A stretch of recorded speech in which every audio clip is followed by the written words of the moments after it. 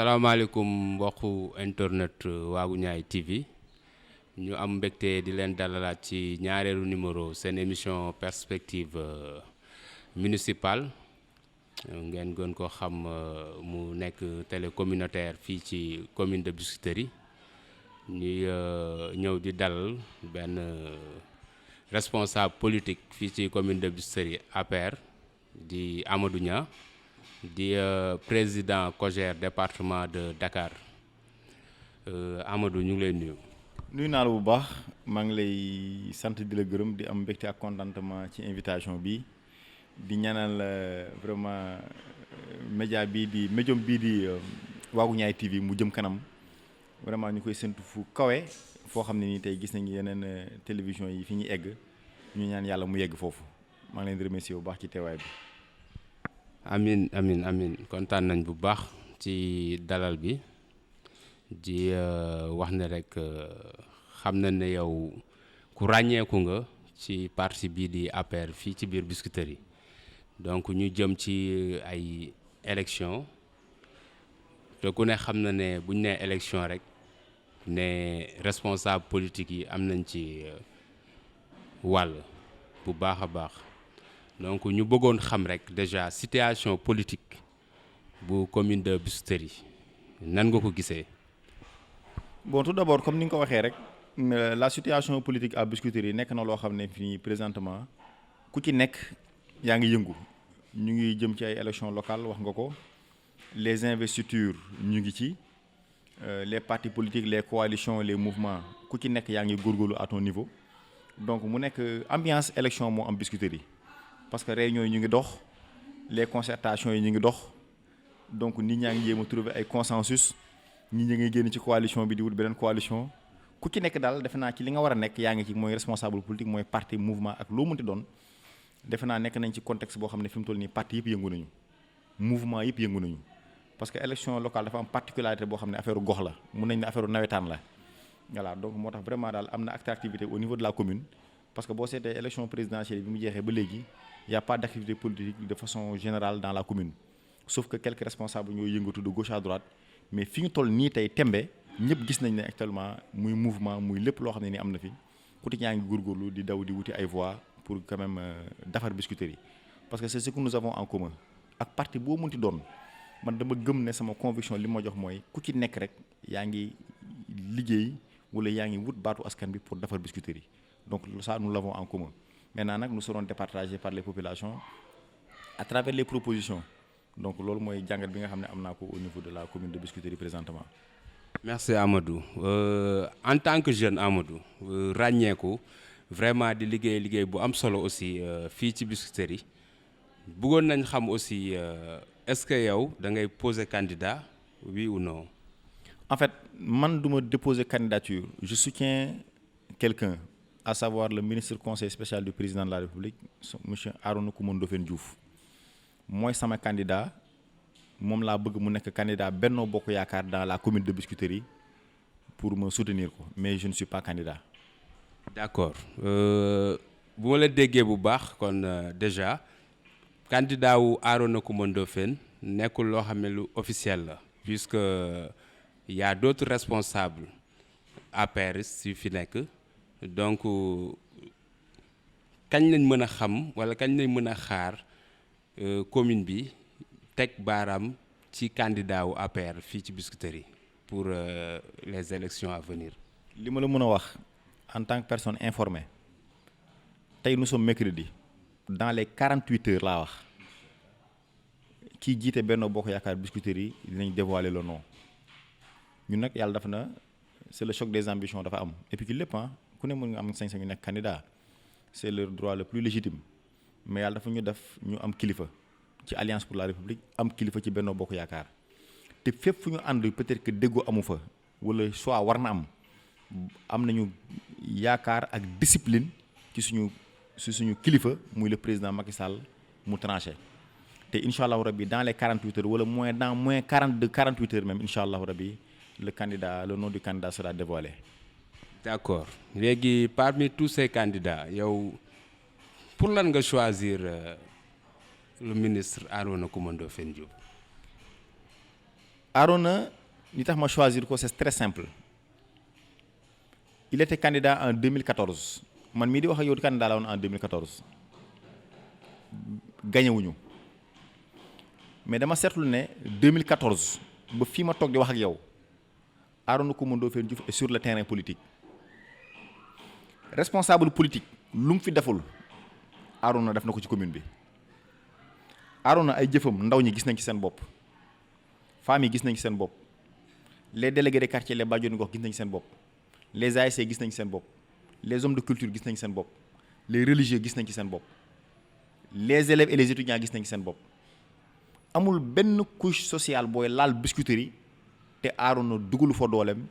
recevoir leen waxtaan ak ñoom seet li mu mën mu def ko ku mel noonu du tey la ñuy toog naan dafa war a nekk candidat mais population bi ci boppam ñu bëgg kooku doom seen candidat parce que man aussi ci commune bi laa dëkk gàddaayu ma daw ma fenn fii laa juddoo fii laa màggee fii laa yaroo man saal bii ma toog ngeen fekk ma sama kër famille bii man saal bii lañ ma ngéntee donc musuma génn Biscuiterie dañuy waxtaan Biscuiterie dañuy fréquenter Biscuiterie dañuy fréquenter ay quartier Biscuiterie dañuy am ay xarit Biscuiterie dégg nañ population Biscuiterie bi li ñuy wax tey ku mel noonu mënoo ko tekkale kenn ku nekk Biscuiterie kuy acteur politique et je le dis en toute objectivité man du ma wax lu ma gëmul ñi ma xam wala ñi may seetaan xam nañ ne du ma wax lu ma gëmul moom laa gis acteur politique boo xam ne li war acteur politique envers ces populations mi ngi koy def moom laa gis les politiques publiques du président de la République au niveau national mu décentraliser ko au niveau communal c'est comme ça qu'on peut réussir nos politiques dans les collectivités locales et puis il est en parfaite collaboration avec le Benno Bokk Yaakaar avec les acteurs politiques qui sont dans la commune toutes les couches sociales yi nga xam ne ñu ngi commune de Biscuiterie Arona nekk na en phase ak ñoom mi ngi déggoo ak ñoom mi ngi waxtaan ak ñoom entre autres maanaam daal lépp loo xam ne tey nit ku bëgg a nekk maire mi ngi koy def man gis naa ko ci Arona Coumba Ndoffène Diouf te gisuma ko ci keneen koo xam ne ni du moom. d'accord léegi bu ñu taxawee foofu tey jii nii mën nañu wax ne bu président amee sa gis-gis yow bi nga xam ne moom nga am tey fii ci Biscuiterie certainement Arona lay désigner comme candidat yow bu boobaa est-ce que responsable politique yu APR yi fi nekk mënul causer benn frustration boo xam ne tey jii nii mën na handicaper seen élection fii nii ci commune bi. nous sommes dans un parti organisé nag soit da ngay am kilifa wala amoo kilifa président de la république li nga xam ne choisir nañ ko li nga xam ne dina ko choisir choix boobu muy def képp ku gëm parti bi gëm coalition bi gëm le développement de Biscuiterie gisuma lu tax doo ci ànd man sama xalaat laay wax parce que aussi comme on dit nit da ngay am kilifa munoo am kilifa nous sommes dans un parti organisé comme je t'ai dit rek kilifa gi tànn wala kilifa gi am ay éléments d'appréciation yoo xam ne man aw ma ko keneen amu ko man mënoon naa bañ a ànd ak Arona mais Macky Sall responsabilité mi yor fi mu toll ak engagement bi mu am ak li mu xam ci réew mi xam ko ci Biscuiterie man mi fi dëkk amaana xaw ma ko peut-être donc bu ñu jàppee ne bu ñu waxee nañu kii moo gën ci yéen ci tànneef mënuñu lu soumettre ci loolu donc képp koo xam ne tey Biscuiterie ñor na la képp koo xam ne Biscuiterie moom mooy sa yitte président de la république ñu nekk dans un parti mu tànnal ñu candidat nañu topp leen kii man dama gëm ne dañ ko war a topp pour l'intérêt de Biscuiterie képp ko amoon programme nag te bëggoon mbir mi antuwul dama gëm ne sa programme da nga ko war a indi renforcer ko ci ñu si ñu yor ci wàllu programme pour ñu doxal Biscuiterie parce que li xew wala li nga xam ne moo am solo en définitive c'est que Biscuiterie gis ci boppam ñu defar suñu quartier yi defar suñu communes yi dama am benn émission madame la dernière fois ma naan leen Allemagne li ñu rawee mooy le développement des collectivités locales ce pays là c'est à travers les collectivités locales que ce pays là s'est développé et dama gëm ne war nañu mën a copier ce modèle là def ko au niveau du Sénégal pour que communes yi mën a développer bu communes yëpp développé Sénégal développé donc tey gisuma choix bi nga xam ne président war na ko mën a tànn ci Arona keneen contesté ko wala bu koy contesté tamit dama jàpp ne peut-être gëmoo commune bi loolu mooy ci sama xalaat. léegi ñu bëggoon xam aussi sa jugement ci gestion mairie bi fi nekk nii. mais man en réalité nous avons eu un nouveau maire il y a de cela 2 ou 3 ans je pense en 2019 mais boo bëggee dégg-dégg honnêtement 2019 bi l'actuel maire remplacé le défunt maire paix à son âme ba tey en toute objectivité gisuma lu fi maire bi mën a teg loo xam ne tey mën na aspirer population yi ñu am confiance ci moom pour falaat ko. mais Amadou xanaa gisoo pavage yi. waaw mais attends xanaa yéen pavage yi initiative kan la maire de Biscuiterie yi. nee nañ maire bi moo ko def. déedéet mais ñëpp xam nañ la mooy le programme PACASEN bi nga xam ne tey c'est le ministère de la gouvernance locale des collectivités territoriales moo ko yor un programme financé par la Banque mondiale de l'État du Sénégal. Et puis tamit mais commune bu toll ni Biscuiterie yi 4 kilomètres carrés plus de 100 000 habitants nga may wax waxu pavage wax ma beneen réalisation bu dee am na donte pavage yi du moom mais nañ ma jox beneen réalisation ne ma moo fi def nangam mais xam nga tey Biscuiterie ni mu toll on parle d'assainissement on parle de cadre de vie on parle de jeunesse de sport d'ASC entre autres ñu may wax waxu pavage donte pavage yi à supposer que sax mu defoon fi pavage yi maanaam pavage yi génn ci poche am pavage yi génn ci moyen mairie bi wala est-ce que pavage jàpp nga ne moo yor commune bi. bon mais bu nee pavage boo xoolee yeneen maire yi fi jaar li nga xam ne mënuñu ko def ci 2 mandats 3 mandats moom mu ñëw en 2018 ak léegi réaliser loolu par rapport à ça ban jugement nga ci mën a joxe aussi. waaw mais dama lay wax ni léegi parlons des pavages lëm gi 6 koñ la amul benn koñ bu ñu pavé d'accord nga ak man. waaw non attends rek ma wax la parce que dañuy wax dafa réalisation ma ne lëm gi 6 koñ la amul benn koñ bu ñu pavé lëm gi benn tali pootu boo fa gisee benn koñ bu ñu pavé nga wax ma ko. Biscuiterie yi kaay boo fa gisee benn koñ bu ñu pavé nga wax ma ko boo duggee cité bisaab gis fa benn koñ bu ñu pavé nga wax ma ko ñaari tali li muy gudd yëpp koñ yañ fa pavé woon amul benn koñ bu ci yokku boo ko gisee nga wax ma. entre autres problème d'assainissement bi nga xam ne am na bopp amul dara luñ ci jéem am na loo xam ne sax compétence su état la mais am na loo xam ne nii tamit mairie mën nañ ko ci xaar pour tàmbali wala pour wane ne am naa volonté nangam duggal waagu ñaay lan la fa mairie Biscuiterie yi def diggante 2019 ak 2021 bi ñu toog nii bopp lan la fi mairie Biscuiterie yi def diggante 2019 ak 2021 ñaari tali lan la fa mairie Biscuiterie yi def diggante 2019 ak 2021 lëm gi benn tali cité Bissap cité Cheikh Amadou Bamba wax ma benn réalisation foofu maire bi def diggante 2019 ak 2021 donte li nga wax dëgg la nit mënuñu la fal peut-être ci ñeenti at nga def dara nga def réalisation mais tàmbalil Macky Sall 2012 lañ ko fal il a été réélu en 2019 avec des réalisations extraordinaires yoo xam ne est-ce que dina ko defaat ci deuxième mandat waaw mais bon tàmbalil bi aussi Amadou buñ ko waxee du da ngay ñëw rek songu parce que bien vrai que moom moo nekkoon premier adjoint au maire ñëw tey non deuxième plutôt au maire léegi bi mu ñëwee aussi boo xoolee toog na benn temps boobu peut-être da doon defaraat ni mu bëggee waxtaan ak équipe am et tout tu vois mais mën nañ wax ne pavage yi c'est un début comme ni nga ko waxee commencé na éclairage yi aussi gis nañ ay kii solaire yi mu teg xam nga yooyu noonu tamit mën nañ ci basé pour ne commencé na dara par rapport ak programme am bi nga xam ne moom la bëgg a dérouler. Je vous assure que bi nga tàmbalee wax ba léegi ci pavage rek nga yam te les pavages n'ont pas été réalisés benn deuxièmement un bon manager laa wax bu ñu la tegee bërëb war nga mun a teg ay jéego yoo xam ne population yi nañ am ci yow confiance ba mun la falaat mais jéego yi ban la boo ma waxee pagage doo tegaat. wax naa la éclairage ban yow yaa ngi dox Biscuiterie guddi. si maa ngi dox yaa ngi dugg quartier tous les quartiers sont éclairés. non du yëpp mais minimum. mais quand même am na ay kii yu mu jot a éclairer quand même ay rue. gis nga vraiment dans la xam nga une commune c'est un pays en miniature commune nga am au moins 8 quartiers am plus de 100 000 habitants nekk sur une superficie de 4 kilomètres carrés toutes les infrastructures yi nga xam ne am na ci commune bi ñu war ci mën a réaliser waxooma benn cadre de vie lu ñu ci def aujourd'hui en ce moment où on parle parce que je veux même pas dévoiler notre programme parce que campagne bi ñu. mais foog nga wax ci tuuti quand même. mais bon dinaa ci wax parce que li may wax sax ci programme la bokk. mais dafa am yoo xam ne nii mënuguma ci xuus aw ma sax ndigal déjà parce que dama am kilifa aussi Arona Coumba Ndoffène Diouf mooy sama candidat j'ai vu l'excellent programme qu'il a fait ak naka la ko defee du ma dugg ci détails yi parce que aw ma ci ndigal et puis sax dafa jotagul faf mais dama la bëgg wax ne la lu mel ni commune de Biscuiterie yi ak li fi xew yëpp mais regardez les parkings sauvages est-ce que xam nga diggante Coppé ak robinet Lassana boo passé robinet Lassana dam cité nu mu tudd encore garage maanaam boo rombee pharmacie Bentali garage foofu yëpp c'est des parkings sauvages maanaam les car rapides les clando trottoir bi nit ñi di dox fa la ñuy stationné guddi gi c'est-à-dire que Bentali munoo dox yàgg tali bi ak oto yi yéenay bokk tali bi nit du dox ci trottoir ci Biscuiterie yi mais vous pensez que ça c'est normal. bon mais man moom li ma bëgg a wax foofu mooy que parce que da nga wax waxu tàmbali donc boo waxee waxu tàmbali certainement am na fu mu tàmbalee mais li mu war a dérouler peut-être que est-ce que tamit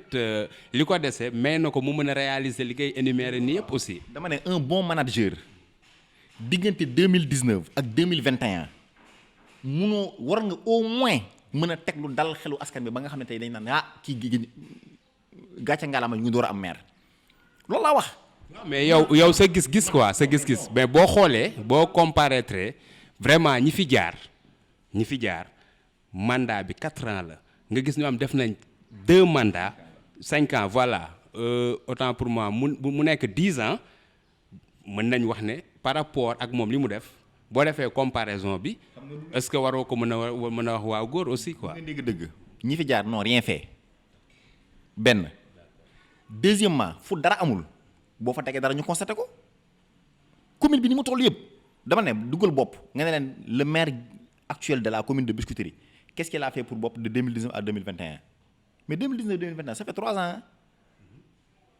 2019 2020 2021 maanaam boobu ko fa. bu amaatoon beneen 7 ans yaakaar dina tane. mais dañ ne cin bu naree neex bu waxee xeeñ en 2 ans commune bii Biscuiterie damal nga laaj waa bopp bi man dëkk ndax le maire mos na fi teg tànkam ak lan la fi doon wut damal nga laaj biir waagu ñaay ndax maire bi mos na fi teg tànkam biir waagu ñaay ak lan la fi doon wut damal nga laaj leen dama la bëgg wax ne la nit bu ñu la falee xanaa au moins di nga def le tour des quartiers enquérir de la situation xool nit ñi gis la photo la filmer la sax au moins ñu ne le maire est venu loolu mosu fi am dama leen bëgg wax ne tout ce que représente un quartier tout ce que représente une commune amul dara loo xam ne population yi maanaam teg nañ ci seen bët ba war a mën a toog tey ñu ne tey lii nit teg na ci bëtam loo xam ne dal na xel ci commune bi lañu dëkk laa lay wax nii dañuy fréquenter commune bi même bu ñu fréquenter wul commune bi waruñu commune bi am nañu ay nit yoo xam ne ñu ngi dëkk tel quartier yoo xam ne dañuy wax ak ñoom man mosumaa yeewu te waxuma ak ay waa commune waa ñu dëkk Biscuiterie boo dëkkul Bentali dëkk nga waagu ñaay wala dëkk nga bopp wala dëkk nga feneen ak feneen mais dama ne li ma lay wax nii damal nga vérifier ko yoro sa caméra yi nga yóbbu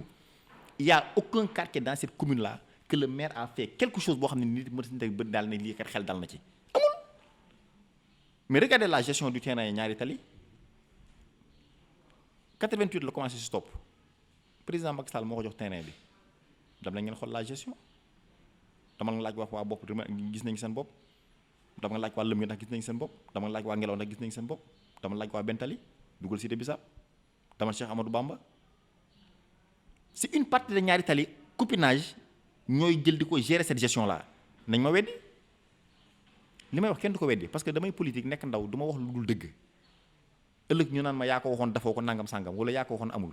li ma lay wax nii parce que dama ko xam ñun dañu bëgg commune bi kon ñun commune bi dañ ko téye suñu loxo dañu xam commune bi tooguñu rek di plané naan dañu bëgg maire bi nangam di nelaw déedéet dañuy gëstu dañuy wax ak ay nit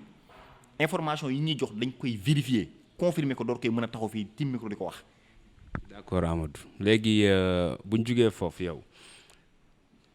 bien vrai bëggoo dugg au fond ci seen programme mais voilà non léegi par rapport ak insalubrité bi nga wax par rapport ak insécurité bi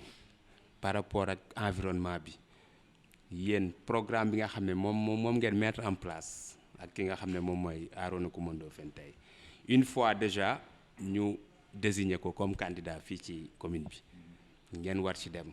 ñële tamit am seen programme yow nga ne ci diggante boobu war nañ mën a ñëw dugal seen programme ci biir yéen seen programme bi ngeen mettre déjà en place kooku aussi gisoo ne dina am ay complications. J'ai pas compris. xam nga tey am ngeen programme déjà avec le ministre Arona Coumba Ndoffène tey ji bu fekkee moom leen désigné le président Macky Sall bu fekkee moom la désigné tey fii ci commune bi y a d'autres responsables yoo xam ne peut-être en conséquence préparer nañ déjà seen programme bu boobaa ñoom seen programme boobu nga ne dañ koy ñëw dugal ci biir bu boobaa est-ce que du indi complication du am ay paradoxe. xam nga lu tax ma gëm ne du indi complication dama la wax sànq sama dama la ne en définitive maanaam coow leeg candidature beeg programme yeeg nombre de candidats yi fi am yëpp objectif yi benn la mooy defar Biscuiterie yi ndéem defar rek moo ngi tax a jóg du ñu am problème ci wàllu programme mais dama lay wax ne la ñun xam nga lu tax ñu gën programme ñeneen ñi dañu ñëw non seulement pour defar Biscuiterie yi mais nous avons la volonté de montrer aux populations de Biscuiterie yi en un temps record des choses extraordinaires dans cette commune là loolu mooy sama conviction te yow fii lañ toog wax ko dinañ ko waxaat. mais pourquoi yéen ngeen di xaar bon bien vrai que comme ni nga ko waxee Arona gis nañ ne mu ngi def ay affaires yoo xam ne lu nit mën a teg bët la donc ba tey nga ràññee ne ci parmi les responsables de l'APR qui sont dans la commune moom mooy profil bi nga xam ne moom nga choisir léegi lu tax ngeen bëgg a xaar ba ñu fal leen pour ngeen mën a dérouler plan d'action boobu yéen da ngeen di bàyyi par exemple benn 5 ans benn 10 ans beneen nit nekk maire mais yéen amu leen lenn loo leen mën a def loo xam ne en attendant ñu leen di fal wala lu leen di permettre ngeen gën a am visibilité donte am ngeen ko. xam nga Arona il n'a pas un pouvoir local imagine toi tey bu bëggoon def fii benn case des tout petits par force dafay jaar mënu xëy suba teel daf ko tabax ko xam nga boo looy tabax pour les populations. du comme nga yor sa kër jënd sa terrain dem demander autorisation ñoo tabax ko. waaw mais boo bëggee lu baax Amadou aussi est-ce que dem nga ci maire bi aussi parce que aussi il n'est pas dit que non il n'est pas dit que doo maire que munoo dem ci maire bi aussi nga liggéey ak moom en attendant les élections. kaay ma wax la lu lay choqué et luy choqué toutes les populations ak ñi ñuy déglu l'école Biscuiterie xam nga fi mu nekk. dañu ñëw solliciter Arona parce que xale yi ils ont des problèmes de toilette xale yi dañuy génn ci école bi dem dans les maisons environnantes di def seen ay besoins le ministre s'est engagé à faire des toilettes pour les enfants dans l'école Biscuiterie les toilettes ont été bien faites en collaboration avec le ministère de l'éducation nationale mu nekk lu rafet ñu inauguré ko à grande pompe devant l'école damal xool toilette yi maire bi ñoo ko toj. ñoo ñëwaat tojaat li ngeen defaroon yéen. yàq li ñu defoon les vidéos sont là les images boo paree bu ñu koy xamee moom. mais loolu lu ko waral. mais guerre politique affaire nu mu tudd sax tendance politique. ba ci ñu tabaxal ay xale yu jàng ay toilettes ñu dem ñoom tojaat ko léegi def fa lan. man Amadou Niang maa ko wax ci Waagu Ñaay TV. léegi defaraat nañ ko waaw wala déet. xaw ma sax defar mais toj bi pour lan. c'est que ma jaaxal justement waa léegi kooku toj toilette yi nga tabax à hauteur de millions ñëw inauguré ko pour des enfants kooku boo bëggee def case de tout petit fii dina la permettre nga def ko. bien évidemment je te pose exemple boobu rek laa lay jox voilà l'exemple que je te donne comment peux-tu mais étude est-ce que xam nga éducation ci compétence transférée la bokk mais demal nga xool les difficultés que les écoles primaires sont en train de rencontrer présentement à Biscuiterie allez faire une enquête yor ngeen seen caméra yor ngeen télévision dam la ngeen def enquête allez faire le tour ngeen def ko de façon objective ngeen xool allez demander au directeur d'école ba xam qu'est-ce que la mairie a fait pour ces écoles là te pourtant compétence transférée la ci 9 domaines de compétence transférée la bokk voilà l'exemple patent que je te donne donc dama la bëgg wax ne la mais Arona est venu ici avec des partenaires bi muy financer les ASC ban responsable politique nga gis fii mu yëkkati 5 millions teg ci table ji ne seulement pour les ASC dama laaj ASC yi ñëpp a laal. mais loolu Jibi daan na ko def bien avant sax muy nekk. waaw mais Jibi il a des problèmes bërki dem leen woo jox leen xaw ma à hauteur de 500 000 ñu yore leen reliquat ñaata temps la toog joxu leen ko en tant que maire mais xanaa yow boo amee intention yi di ko def avant ngay nekk maire xanaa bu ñu la joxee ci terrain ñaari tali nga mën a def une bonne gestion sobre et vertueuse transparente ñëpp mën ci gis seen bopp te dëgg aussi. d'accord bon Amadou ñu nekkoon ci comme ni ñu ko waxee émission perspective municipale ci Waagu Ñaay TV ñu bëggoon xam rek sa dernier mot. en fait sama dernier mot mooy la coalition Benno Bokk Yaakaar bi nga xam ne ñu ngi souhaiter le ministre Arona Coumba Ndoffène Diouf diriger ko dafay woo toutes les forces vives de la commune de Biscuiterie pour une gestion vertueuse, transparente, inclusive pour que Biscuiterie mën a jëm kanam suñu commune bi il faut ñu defaraat ko suñu quartier yi il faut ñu defaraat ko suñu territoire yi il faut ñu defar ko suñu buntu kër yi suñu mbedd yi école yi suñu doom yi di jàngee ci commune de Biscuiterie il faut ñu defaraat ko te dafa jot 2021 la ñu nekk jëm 2022 réew yi ñu ngi développé sport bi Dakar wala ko sport bi au niveau de la commune de Biscuiterie dafa war a gën a jëm kanam xoolal ASC Ñaari Tali dañ ko relégué au second plan nu mu tudd sax D2 tu penses que c'est normal une bonne gestion ak Ñaari Tali fi mu jógee regardez le bijou bi ñu tabax xel fii avec la SICAP tu penses que loolu da nga war nañ ko dese en rade tu penses que les ressources là ne doivent pas être gérées de façon transparente regardez nos quartiers ni ñu mel damal tali ci Ahmadou Bamba nga xool les tali la cité Cheikh Ahmadou Bamba qui a été érigée en quartier il y a de cela 6 ans 7 ans damal nga xool tali yi foofu dugal biir bopp parce que maire da ngay am pexe maanaam da ngay am compétence ba pare am pexe foofu la avantage wu maire bu nekk ci pouvoir amee solo Arouna tey si le maire je vous assure que dawalal 2 ans tu verras man dama dem fekkee benn lancement de travaux cité Djily Mbaye boo xam ne Abdoulaye Diouf Sarr maire de Yoff moo ko doon def mais dem ngeen Yoff gis ngeen rond point Yoff bi fii échangeur bi nekk ci suuf tu as vu demal nga dugg cité Djily Mbaye présentement Abdoulaye Diouf Sarr man maa fekkee muy def lancement wu travaux de rénovation de ci tali Yoff yi tali cité Djily Mbaye bi mais demal ngeen xool mais c'est ça l'avantage regardez le cadre de vie à Yoff ak feneen mais pourquoi Biscuiterie délabré comme ça quoi nga dugg dans des quartiers nit ñi da ngay gis ay jigéen yoo xam ne dañuy sol carax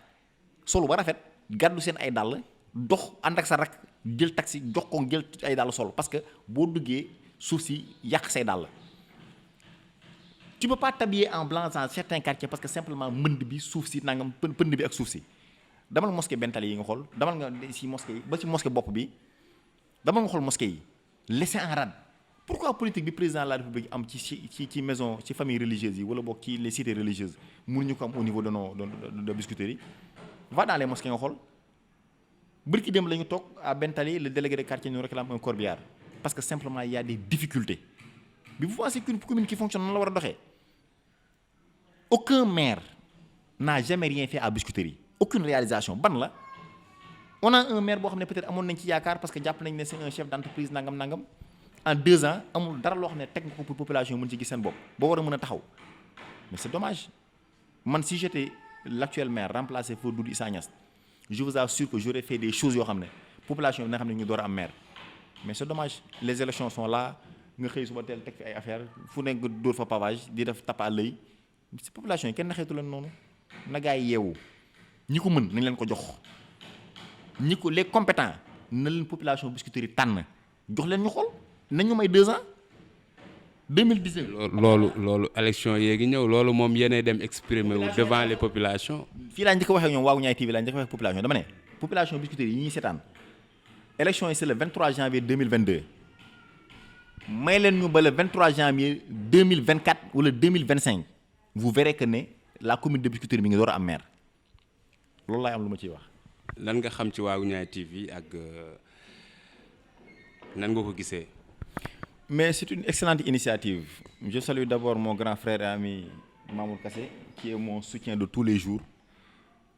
bettuma ci moom initiative bi mu jël taxawal Waagu Ñaay TV te gis naa ci aussi mu àndi ceeg yéen une équipe jeune parce que tey lépp lu ay jeunes sos rek man am naa yaakaar ne kanam la jëm donc je vous encourage di leen ñaanal yàlla quand même fi ngeen bëgg a yegg weesu seen njort et puis tamit je demande à tous ceux qui nous suivent quand même d'abonner sur la chaîne YouTube de Waagu Ñaay TV pour mën a seetaan ay émissions Mamour Kassé c'est un acteur culturel yàgg naa gis lu muy def te le président Senghor disait que la culture est au début et à la fin de tout donc nañ ci gën a góorgóorlu ma leen di encourager bu baax l'équipe de Waagu Ñaay TV ñun aussi à notre niveau fépp foo xam ne mën nañ fa yegale li ngeen yor nii dëkkmal ko muy entreprise bi nous sommes prêts à vous accompagner et ça je vous encourage je vous félicite et puis di leen ñaanal yàlla mu jëm kanam et je demande à tous mes amis en direct sur Waagu Ñaay TV de vous abonner sur cette page pas waa dëkk Waagu Ñaay mais ñi dëkk Biscuiterie yi ñi dëkk département Dakar yëpp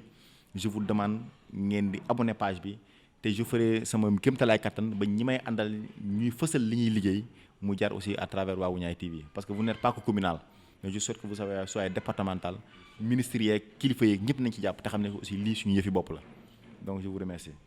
ñu ngi lay sant di la gërëm vraiment ci entretien bi nga ñu may ci émission perspective municipale fii ci Waagu Ñaay TV internet Waagu Ñaay TV di leen wax ne lépp loo xam ne tey jii nii fii ci commune bi lay xewee fii ngeen ko mën a xamee ci Waagu Ñaay TV incha allah dinañ dem ci képp ku ñu yaakaar ne am nga sa xalaat wala candidat nga ci élection yi ñu jëm nga wax ñu ñu laaj la et puis ngeen déglu di ngeen xam ban profil moo baax ci seen commune ñu ngi leen di sant di leen gërëm ci émission perspective municipale fii ci Waagu Ñaay TV ñu dalaloon ci Amadou Niang comme ni ma leen ko waxee di responsable politique APR fii ci commune de Biscuiterie di président COJER département de Dakar jërë ngeen jëf.